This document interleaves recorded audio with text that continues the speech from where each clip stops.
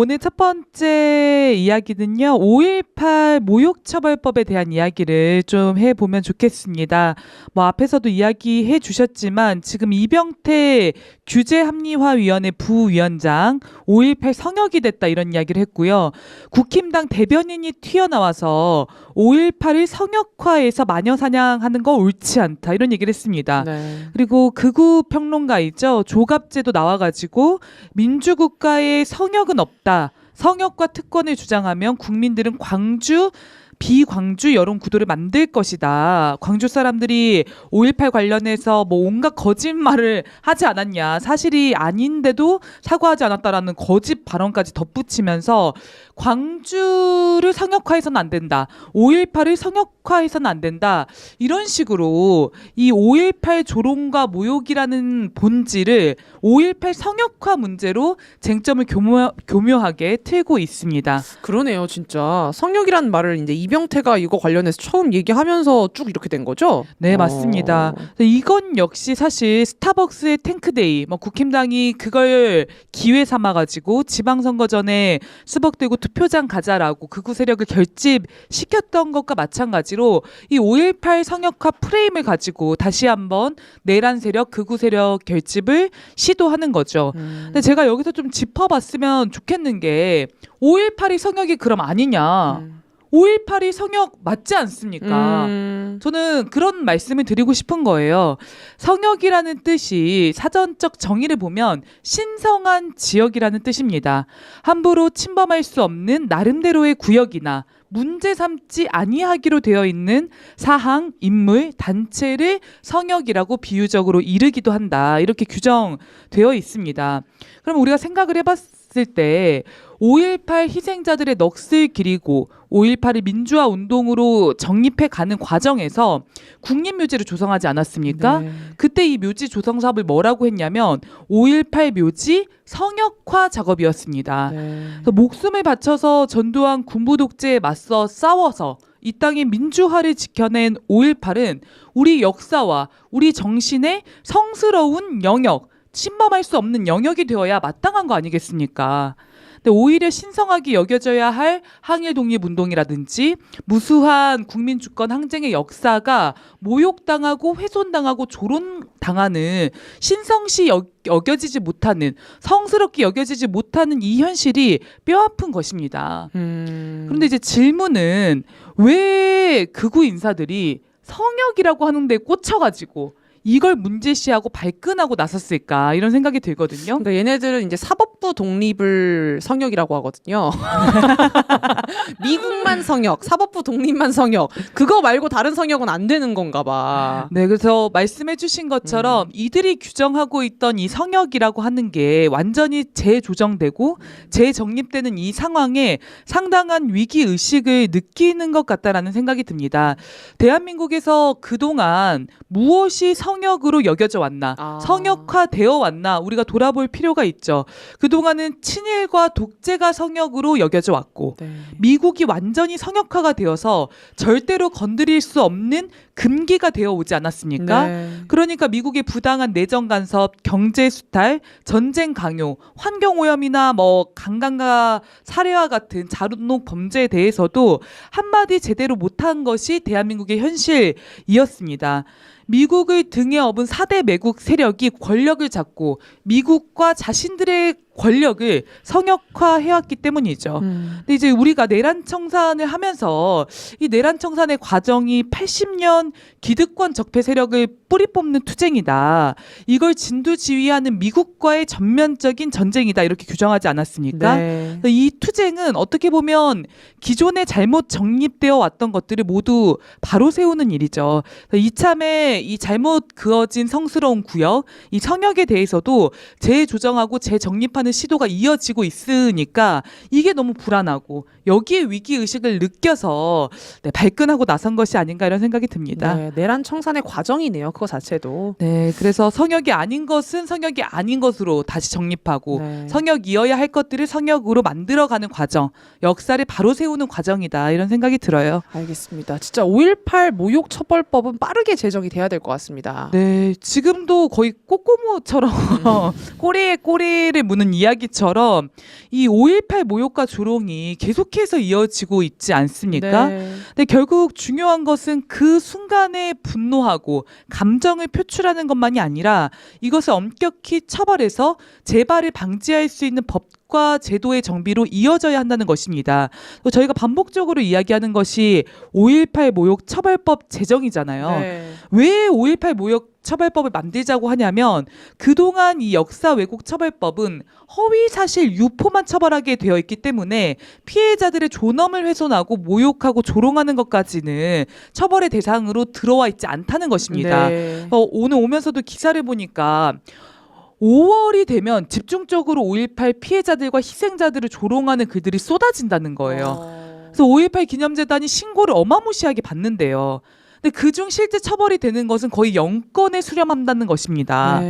근데 독일 같은 사례 저희가 많이 얘기를 했는데 한 번 더 짚고 넘어가면 독일은 형법 제130조를 통해서 나치 범죄를 부인하거나 축소하고 미화하는 자를 처벌하게 되어 있는데 추모의 평화 침해 처벌 조항이라는 게 있어서 피해자의 존엄성을 침해하거나 공공 평화를 교란하는 행위를 하거나 이런 경우에도 다 처벌 대상으로 삼는다는 겁니다. 네.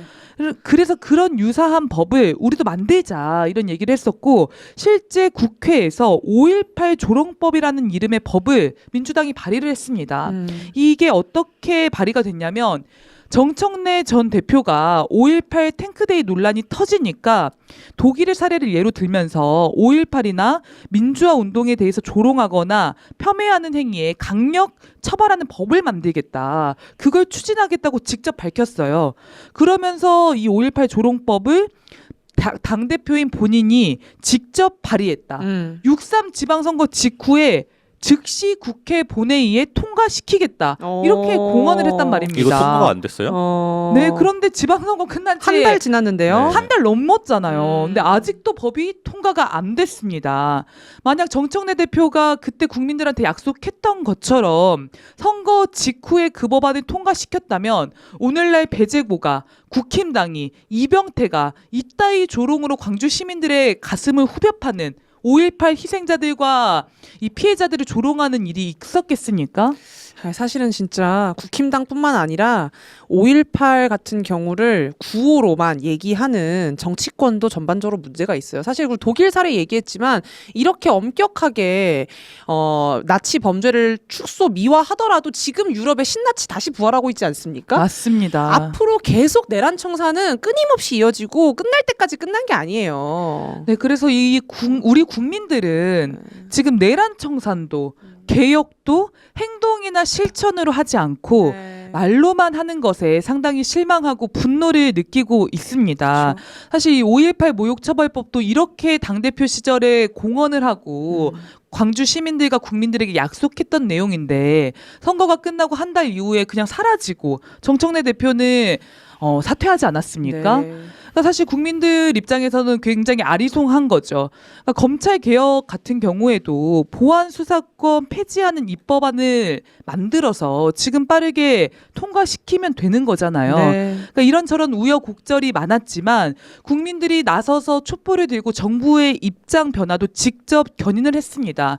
그런데 국민들이 그렇게 거리에서 싸우고 이 투쟁을 이끌어가는 동안 당시 정청래 집권여당 대표와 민주당은 무엇을 했는가 묻지 않을 수가 없는 거죠. 네. 그러니까 내란 척결을 이야기하면서도 민주당이 조이대 탄핵을 아직까지 안 하고 있잖아요. 충격적이죠. 이런 걸 어떻게 국민들이 신뢰할 수 있겠습니까?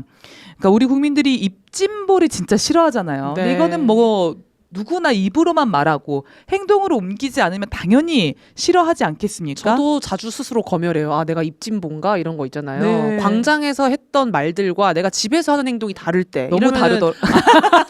저를 돌아봤을 때 아 내가 가정에서 이렇게 그쵸. 입진보 또 광장에서 내가 진짜 어머님들 만나서 너무 잘하는 내가 막상 우리 엄마한테 너무 못할 때 이러면 늘 자책과 반성을 하거든요. 그렇죠. 이런 사람 너무 싫어합니다. 정치인들 입진보 같은 사람들. 네. 근데 네. 정치권에서 지금 입으로만 내란 청산, 입으로만 검찰 개혁, 입으로만 5.18 모욕 반대를 외치는 현상이 지속되고 있다는 겁니다. 그래서 수백만 촛불 혁명으로 탄생했던 문재인 정부가 입으로는 적폐청산과 사회 대개혁을 약속했지만 그 중에서 그나마 추진하던 검찰 개혁도 엉터리로 후퇴해버리고 네. 남북관계 개선도 입으로는 굉장히 멋진 연설을 많이 했단 말이에요. 우리 국민의 가슴을 얼마나 민족의 통일로 남북의 평화와 통일로 뛰게 만들었습니까? 네. 정말 인상 깊었죠. 그런데 결국 그것도 말로 그쳐 버렸습니다. 문재인 대통령이 남북관계 개선을 위해 단 하나의 장벽도 넘지 않았다는 거. 김대중 대통령이 수십 년 전에 용기를 가지고 미국의 반대를 무릅쓰고 최초의 남북 정상회담을 한 것과 매우 대비가 되는 행보였죠. 네. 그러다 보니까 결국 정권 뺏기고 윤석열 검찰 독재 탄생으로 이어졌던 거 아닙니까? 네. 우리 국민들이 왜 이런 쓴소리를 하냐면 더는 이 같은 직무태만과 직무유기를 용납할 수 없다는 거예요. 그게 내란 청산을 실질적으로 가로막게 되고 국민들의 삶을 엉망으로 만든다는 걸 우리가 겪어왔기 때문에 위기의식을 가지고 이런 쓴소리를 하는 것입니다. 네, 좀 민주당과 국회가 더 각성하고 5.18 모욕처벌법을 제정하는 일에도 또 남은 내란 청산 과제들을 실현해 가는 데서도 국민의 목소리를 명령을 제대로 이행해 나가기를 바랍니다. 너무 동감되는 게 이제 더 이상 이 집권 여당 민주당이 남 탓과 상황 탓을 할 수가 없게 됐어요. 광장이 비워지지도 않았죠. 광장 여전히 국민들이 지키고 있죠. 윤석열 내란 막아줬어요. 미국 압박에 있어서도 우리가 반미 목소리를 내주고 있죠. 그다음 지금 180석 이상 지금 가지고 있지 않습니까? 민주당만 해도 150석 이상이 넘어요. 법안 통과시키면 되는 건데 안 하는 거는 이거는 정말 탓으로밖에 안 보인다. 진짜 이제 해야 한다 이런 생각이 듭니다. 네, 그리고 국회의 직무유기에 관해서 딱 한 가지만 더 얘기하면 지금 미 하원 법사위가 쿠팡에 관한 가짜 보고서, 거짓 보고서를 썼다는 거 아닙니까? 네. 그것도 이재명 정부를 정조준해서 공격하고 있잖아요. 그럼 우리 국회가 등판해야 되는 거 아닙니까? 그렇죠. 진짜 미 대사관으로 막 달려가야 됩니다. 예전에 구봉규호도 이런 얘기를 했었는데. 네, 근데 국회가 이런 일에 너무 침묵하고 있다는 거예요. 주권 모독 내정 간섭 행태에 국회 결의안이라도 발표하고 뭐 우리도 보고서 만들면 되잖아요. 미국 하원의 거짓 날조에 대한 보고서 이런 왜 거 못합니까? 주권 네, 국가인데. 우리 법사위가 하면 되는 거죠. 네. 지금 김재영 아쉽습니다. PD님을 계속 감독님이 잡으시는 거 보면 말 좀 하라는 무언의 압박이 잘 듣고 아닌가라는 있습니다. 생각이 듭니다. 너무 공감하고 있습니다. 네, 네 그런 얘기라도 좀 해주세요. 네, 고맙습니다. 촌철 살인은 또 저희가 기대하게 되거든요. 네, 네, 또 오랜만에 셋이 방송을 하다 보니까 기대하시는 시청자분들도 많기 때문에 네, 계속해서 좀 지켜봐 주시고 두 번째 네. 소식 넘어가겠습니다. 네, 이재명 대통령이 이제 나토 순방길에 올랐습니다. 네. 앞에서도 이야기를 해주셨는데 지금 나토에 가는 게 왜 위험천만한가 이 얘기를 한 번 더 좀 강조드리고 싶어요. 나토에서 최근에 가장 집중해서 다루는 최대 현안이 무엇인가? 러시아 우크라이나 전쟁 아니겠습니까? 맞습니다. 우크라이나를 어떻게 지원할지, 어떻게 러시아에 대한 적대를 계속해서 이어갈 수 있겠는지, 그걸 위해 방위비를 어떻게 올리고 방산 생산을 어떻게 확대할지, 이게 주요 안건으로 집중 논의가 되고 있습니다. 네. 그런데 이런 와중에 우리 대통령이 나토에 참석하게 되면 국제사회에 주는 메시지가 명확한 거죠. 한국은 우크라이나 편이다. 나토 편이다. 러시아를 적대하는 길에 앞장설 것이다. 이걸 공식화하게 된다는 것입니다. 근데 위성락 국가안보실장이 브리핑을 하면서 뭐라고 언급을 했냐면 미국 역시 나토와의 협력 전반에 대해서는 우리와 생각이 다를 것이 없다. 나토 소속 유럽 국가들과 방산 협력을 통해 필요한 관계를 맺어갈 것이다. 이렇게 얘기를 했습니다. 이거는 미국과 나토의 대러 전략에 한국을 완전히 종속시키고 묶어버리는 발언 아니겠습니까? 설사 그런 압박을 받아서 나토를 가게 되더라도 국가안보실장이 나와서 이걸 규정 지어줄 필요는 없는 거거든요. 네, 굳이 안 해도 되는 말이거든요. 네, 위성락의 발언으로 명시적으로 규정이 돼버린 것입니다. 네. 저는 위성락 안보실장이 대한민국의 국익과 주권을 중심에 두고 외교 안보를 계산하고 실행하는 사람이라면 이런 얘기를 입에 올리지 않겠죠. 네. 근데 이자는 철저히 미국과 서방 중심의 사고를 가진 자이기 때문에 그걸 강조하고 나서는 것이 아니냐. 그래서 우리와 전혀 상관없는 전쟁의 주축으로 우리를 세운 것입니다. 이게 한국의 외교, 안보, 경제에 어떤 부담이 될지 뻔하지 않습니까? 그렇죠. 그러니까 최근에 그 우크라이나 장관이 DMZ 가가지고 갑자기 DMZ를 보면서 이 자리에 있으니까 세계 안보가 직결됐다는 게 매우 분명해진다. 평양과 모스크바의 위험한 행동으로 이 역사적인 선 DMZ가 이제 우크라이나의 전선과 와. 물리적으로 연결됐다. 이런 발언을 했습니다. 완전 노골적으로 얘기를 했네요. 아니 근데 우리나라 뭐 추기경도 그렇고 DMZ 함부로 못 들어가게 하면서 우크라이나 장관은 도대체 왜 기어 들어가게 하는 거예요? 그러니까요. 그러니까 거기 기어 들어가서 DMZ 선과 우크라이나 전선이 물리적으로 연결됐다? 이거는 한국이 우크라이나 전쟁의 직접적인 물리적인 참가자이자 당사자로 나서라고 우크라이나 장관 따위가 독려하고 있는 거 아닙니까? 그러니까요. 그러니까 이들도 지금 미국과 서방을 위해 최전선에 서서 북중러를 대응하겠다라는 어떻게 보면 약간의 약속인 거야. 그런 말을 한 거야 지금 DMZ에 가서. 네, 근데 저는 이게 진짜 우크라이나 장관이 뭔데 우리한테 그러니까요. 이런 압박을 하고 이런 오만방자한 발언을 하게 조현 외교부 장관이 냅두냔 말입니다. 그러니까 뭐 미국이 와서 압박을 하면은 그 미국이니까 압박 들어야지 뭐 이런 생각이라도 드는데 우크라이나가 와서 우리를 압박을 해요? 우크라이나는 자기들 청년들 다 전장에서 죽어가가지고 20대 30대가 이거는 없는 이 현실이나 걱정하세요. 자존심이 자존심이 상하잖아요. 봐요. 자존심이. 자기들 그 병사들 탈영하고 있잖아요. 지금 그런 거나 걱정하라고요. 무슨 물리적인 연결이 됐다는 거예요. 네, 미국, 웃을 나토, 일이 아닌데. 네. 우크라이나, 한국의 검은머리 미국인이 한국을 우크라이나 전쟁의 핵심 축이자 직접 당사자로 세우려고 안달이 나 있다. 네. 가만 들여다보니까 한국이 미국이 벌이는 온갖 전쟁에 돌격대 노릇을 요구받고 있는 겁니다. 동아시아 전쟁에서도 우크라이나 전쟁에서도 중동 전쟁에서도 그나마 멀쩡한 나라, 그나마 국민들의 어떤 힘으로 나라가 막 멀쩡하게 유지되는 나라이다 보니까 여기저기 써먹으려고 하는 거죠. 네. 그래서 지금 정부에서는 나토 순방의 목적과 이유를 방산과 히토류 문제 요걸로 해설을 하고 있는데 이게 매우 위험한 행보입니다. 들여다보면 첫 번째로는 말씀드렸던 것처럼 지금 우크라이나 전쟁은 미국과 서방이 온갖 무기와 정보를 지원하고 진두지휘하면서 벌이는 대리 전쟁인데 네. 그럼에도 불구하고 전세를 뒤엎지 못했단 말이에요. 오히려 사실상 패배를 했습니다. 그러다 보니까 한국을 동원해서 이 전쟁을 지속시키고 러시아에 대한 견제를 이어가겠다라는 구상인 거거든요. 이 구상을 우리가 이어줄 필요가 있는가? 이런 문제가 하나 있는 거고 두 번째는 방산협력이라는 본질도 잘 들여봐야 되는 거죠. 이게 방산협력으로 포장되어 있지만 본질은 유럽의 전쟁, 유럽의 재무장의 속도를 높여주기 위한 하청기지, 사실상의 병참기지로 들어가는 거거든요. 네. 무기 수출이 단순히 경제적으로 이득이 되냐 안 되냐 이런 측면에서만 조명되어서는 절대 안 됩니다. 이게 반도체 파는 거랑은 또 차원이 다르잖아요. 맞아요. 뭐 콩 팔고 뭐 에어컨 팔고 이런 거랑 이런 거 다른 다른 거죠. 겁니다. 어느 나라의 어느 전쟁에 한국산 무기가 지원되느냐에 따라서 정치 외교적 문제로 직결될 수 있는 거고요. 우리가 자칫 분쟁에 휩쓸려서 치명적인 안보적 위험에 빠질 수도 있는 것입니다. 세 번째는 말씀하신 것처럼 유럽이 망해가고 있는데 뭐 네. 템스강 동물, 프랑스 폭염 1,000명 사망, 유럽 주요 국가들의 경제 완전 박살 이런 유럽과 협력을 강화하는 것은 전혀 도움이 안 되는 거죠. 아 진짜 이런 데에서 정말 나토행 그리고 이후에 몽골행까지 정말 걱정이 많이 됩니다. 네, 그리고 히토류 얘기도 잠깐 언급하고 좀 가고 싶은데 히토류가 산업에서 중요하다는 건 주지의 사실 아니겠습니까? 네. 그러니까 중국이 일본 이렇게 교육시킬 때 히토류 막 통제하겠다 이런 얘기 하는 거잖아요.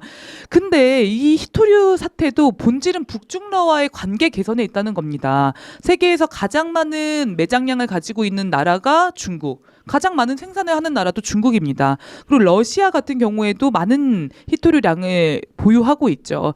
근데 이 히토류 문제도 윤석열이 미국의 전쟁 돌격대 노릇을 자처하면서 북중러와의 관계를 미친 듯이 악화해 놓으니까 불안 요소가 돼버리지 않았습니까? 그러니까 본질적으로 우리는 이 히토류 문제를 해결하고 싶으면 북중러와 관계 개선에 집중하면 되는 건데 이 나라들을 적대하는 길로 가고 있으니까 오히려 자원외교 측면에서도 불안도가 커진다는 것입니다. 아 진짜 이게 사실 이재명 정부와 국민은 이전 오답 노트를 봤거든요. 윤석열 때처럼 하면 안 된다라는 걸. 그럼 그 오답 노트를 보면서 그것만 피해가면 되는데, 그리고 앞에 이제 필승 노트가 있어요. 북중러라고 하는 다극화 세계에서. 근데 이걸 지금 가로막는 게 외교부와 국가안보실이라고 하는 게 너무 열이 막 뻗칩니다, 진짜로. 비유가 너무 좋네요. 오답 노트와 필승 노트. 괜찮았습니까? 네, 너무 좋네요. 알겠습니다. 지금 동아시아 전쟁이 계속해서 고조되고 있는데 이것도 좀 업데이트를 좀 해주시죠. 네, 머리를 잠깐.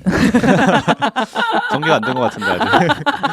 아름다우십니다. 동아시아 전쟁 위기 이야기로 가보겠습니다. 네. 계속해서 좀 업데이트를 할 수밖에 없는 상황인 것 같아요. 좀 고정 순서로 다뤄야 될 것 같고요. 일본의 신군국주의 부활 움직임이 심상치 않는데 미일이 벌이는 동아시아 전쟁 훈련도 극도에 달해 있습니다. 6월 20일부터 30일까지 레졸루트 드래곤이라는 미일 연합 훈련이 진행됐다고 소개도 한번 드렸는데 이 훈련에 중국을 겨냥한 전략 중거리 미사일 타이폰과 하이마스가 전진 배치가 되고 일본의 육상 자위대가 전략적 요충지로 지정된 여러 섬들에서 실제 미사일 발사 훈련도 자행을 했습니다. 그리고 6월 22일부터 7월 2일까지 미국과 일본 그리고 캐나다, 오스트레일리아, 뉴질랜드 군까지도 동원이 되어서 베리언트 쉴드라는 다국 공동 군사 훈련이 진행됐습니다. 이 훈련에서는 일본, 하와이, 괌을 연결하는 작전 구역을 설정하고 함선을 격침하는 그런 훈련을 벌였다는 겁니다. 이건 대만 전쟁을 상정해 놓고 중국 해군들이 격침하는 훈련을 벌인 거죠. 네. 네, 그리고 6월 24일부터는 미국이 30개 동맹국과 세계 최대 규모의 다국적 해상 전투 훈련인 림팩 훈련, 환태평양 훈련을 하와이 인근 해역에서 시작을 했습니다. 이것은 거의 한 달 넘게 7월 31일까지 진행될 예정이라고 합니다. 미국이 동아시아를 새로운 전장으로 찍었다. 이런 얘기는 반복해서 드리고 있는데 전쟁 위기를 고조시키는 것이 다만 뭐 군수물자 지원하고 뭐 무기 팔아먹고 발언하고 이 정도 수준이 아니라 실전 훈련을 대규모로 벌이고 있다는 거예요. 네. 일본, 필리핀, 대만 그 외의 여러 유럽 국가들까지 끌어들여 가지고 굉장히 좀 예의주시를 해야 되는 상황이고 이 일본 같은 경우에도 거기서 계속해서 미국산 무기를 도입하고 심지어는 이스라엘이나 우크라이나한테도 드론 도입하겠다고 하고 있지 않습니까? 무기랑 이런 것들을 들여오고 있나 보네요. 네, 그리고 자체의 어떤 이 무기 체계 개발에도 도입에도 적극적으로 나서고 있는 거죠. 네. 중국과 러시아가 이 상황이 예사롭지 않다. 그리고 북한 역시 이런 움직임에 대해서 적극적으로 대응하는 군사 행보를 좀 보이고 있습니다. 네. 그 중에서도 이제 두 가지 오늘은 좀 살펴보려고 하는데 중국, 러시아가 하고 있는 군사적 대응을 좀 짚고 넘어가려고 합니다. 6월 27일 중국과 러시아 공군이 동해와 동중국해 서태평양 상공에서 제11차 연합 공중 전략 순찰을 실시했습니다. 대만과 오키나와 사이에 있는 미야코 해협 상공에서 전략 폭격기들을 동원해서 비행을 해가지고 대만에서 막 발끈하고 나섰고요. 중국 국방부가 이번 훈련의 목적을 이야기하면서 지역의 평화와 안정을 공동으로 수호하려는 양국의 의지와 능력을 보여준 것이다. 이렇게 이야기를 했습니다. 네. 그리고 7월 6일부터 바로 어제죠. 어제부터 13일까지 중국과 러시아 해군이 칭다오에서 해상연합 훈련에 돌입했습니다. 양국 해군이 올해 역대 최대 훈련에 돌입을 한 거고요. 네, 러시아가 항모 킬러라고 불리우는 미사일 순양함까지 동원을 해가지고 이 태평양 해역에서 뭐 미사일 요격 훈련, 실사격 훈련, 해역 순찰 훈련 등을 진행할 예정이라고 합니다. 진짜 그러니까 중러도 말로만으로 외교만으로는 진짜 더 이상 안 되는구나라는 걸 판단한 것 같아요. 네, 맞습니다. 그래서 훈련 첫날에 중국 해군이 전략 핵잠수함 한 척을 동원을 해가지고 잠수함 발사 전략 미사일 한 발을 발사해가지고 대만 등이 막 발끈하고 나섰죠.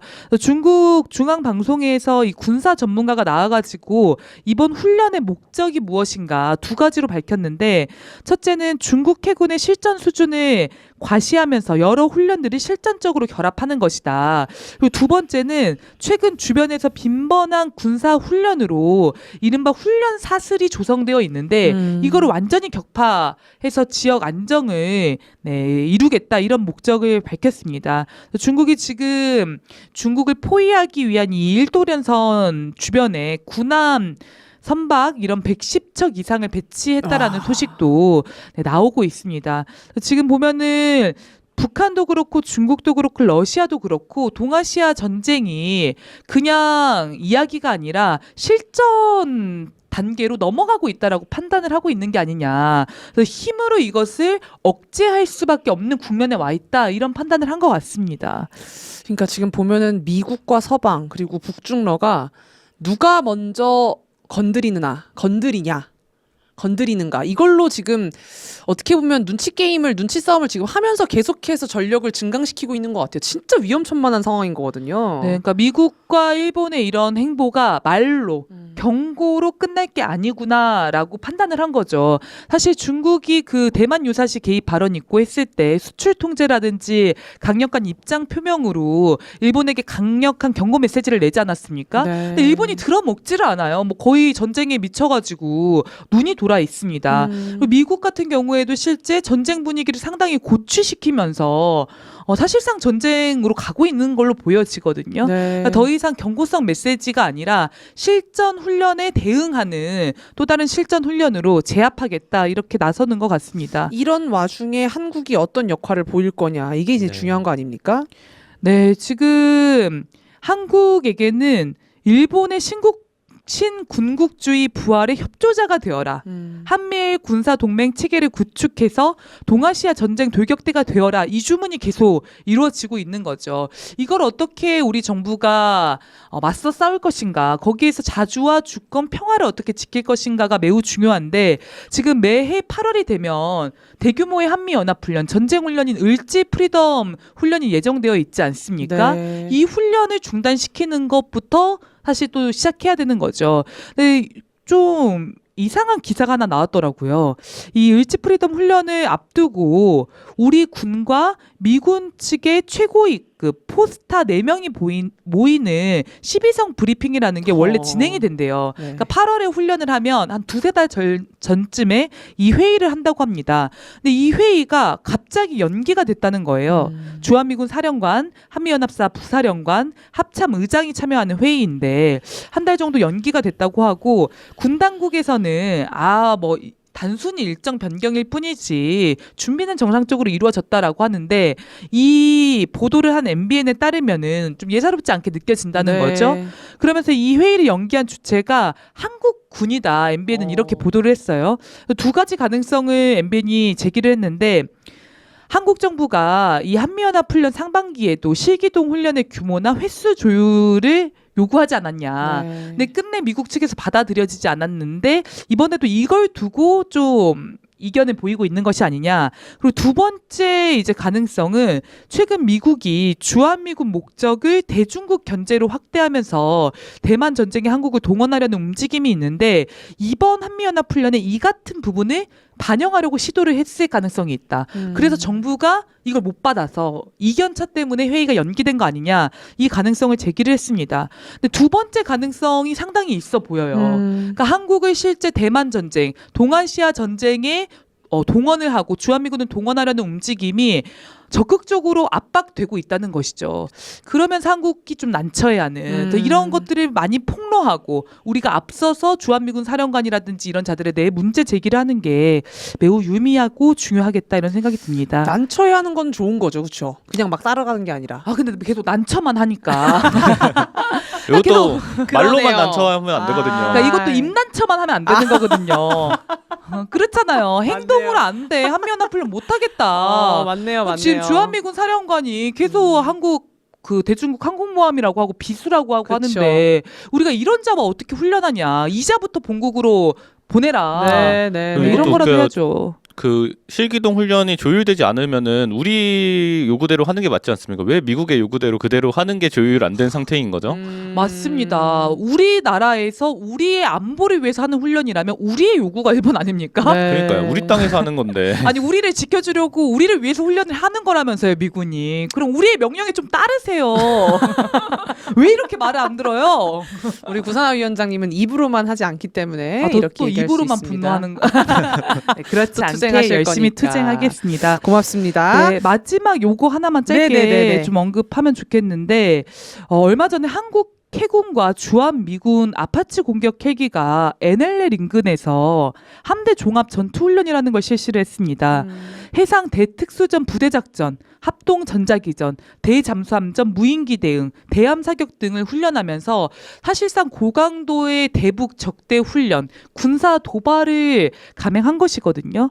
여기에 대해서 러시아 자하로바 외무부 대변인이 나와서 서울과 워싱턴의 이번 조치가 북한을 겨냥한 행보로 한반도 정세 전개 맥락에서 우려를 표하지 않을 수가 없다. 네. 그리고 이게 동북아 지역 정세에서도 매우 우려가 되는 거다. 심각한 안보 결과를 초래할 수 있다라는 이야기를 했습니다. 지금 한국이 미국과 혹은 일본과 벌이는 다양한 다종 훈련이 진행되고 있는 겁니다. 그러니까 8월에 진행되는 대규모의 연합 훈련 외에도 이런 식의 자질구레한 훈련들이 혹은 한국군 훈련이라고 해놓고 주한미군이 뒤에서 지휘해주거나 같이 뭔가 지원하는 훈련이 계속 진행이 되고 있는 거예요. 이게 지금의 정세에 동북아 전쟁 위기에 어떤 악영향을 미칠 것인가 우리는 검토해야 된다는 겁니다. 정동영 통일부 장관이 반복적으로 한미연합 훈련 문제를 제기했는데 우리 국민들이 더 적극적으로 목소리를 내서 더 이상 전쟁 위기를 고조시키고 고취시키는 한미연합, 한일연합 훈련 중단하라는 목소리 내가야겠습니다. 고맙습니다. 우리 이정권 경기촛불행동 공동대표님이 항상 이기는 싸움만 하고 싶다 이렇게 얘기를 하셨거든요. 근데 지금 이 국제 정세로 봤었을 때 어차피 싸움할 거, 이기는 싸움을 할 거면 미국과 서방은 아니다. 이재명 정부가 얘기하는 실용 외교에서도 미국과 서방은 아니다. 불이익이 훨씬 더 많은 외교다. 이거를 계속해서 저희는 얘기를 간곡하게 광장에서 할 수밖에 없을 것 같습니다. 네, 내란 척결을 위해서도 미국과의 전면전, 네. 자주를 지키기 위해서도 미국과의 전면전, 평화를 지키기 위해서도 미국과의 전면전입니다. 네, 고맙습니다. 오늘 방송 여기서 모두 마치도록 하겠습니다. 시청해주신 여러분 고맙습니다. 고맙습니다. 감사합니다.